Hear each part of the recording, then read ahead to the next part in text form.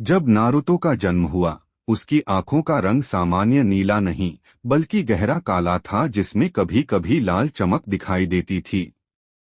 जन्म के तुरंत बाद नौपूंछ वाले लोमड़ी का हमला होता है।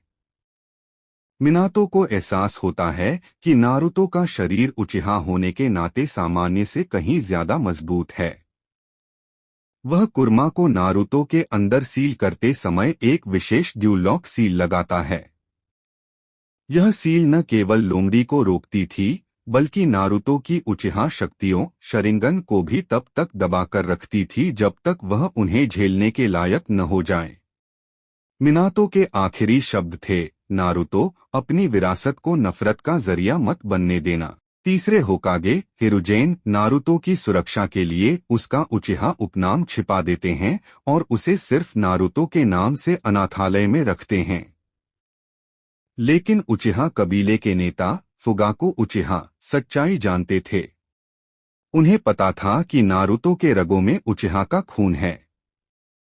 गांव वाले नारुतो से नफरत करते हैं, लेकिन अब उनके पास दो कारण हैं। वह उस लोमड़ी का रूप है जिसने गांव तबाह किया। उसकी शक्ल और व्यवहार उचिहा कबीले जैसा शांत और गंभीर है, जिनसे कोनोहा के लोग पहले से ही शक करते थे। कहानी में मोड़ तब आता है जब नारुतो की उम्र 6 साल है। वह जंगल में अकेला ट्रेनिंग कर रहा है क्योंकि एकेडमी के बच्चे उसे अपने साथ नहीं खिलाते। कुछ बुलीज उसे घेर लेते हैं और उसे राक्षस कहकर पत्थर मारने लगते हैं। जैसे ही एक पत्थर उसकी आंख के पास लगने वाला होता है, नारुतो के दिमाग में एक तेज झंझनाहट होती है। उसे सब कुछ स्लोमो दिखने लगता है। उसकी आंखों की पुतलियां लाल हो जाती हैं और एक अधूरा सिंगल टोमो उभरता है। नारुतो का एहसास, मुझे सब कुछ इतनी साफ क्यों दिख रहा है? इनकी हरकतें, इनके पत्थर सब रुक से गए हैं। इससे पहले कि नारुतो अपनी शक्ति का इस्तेमाल करता, इताची उचिहा वहां पहुंच जाता है।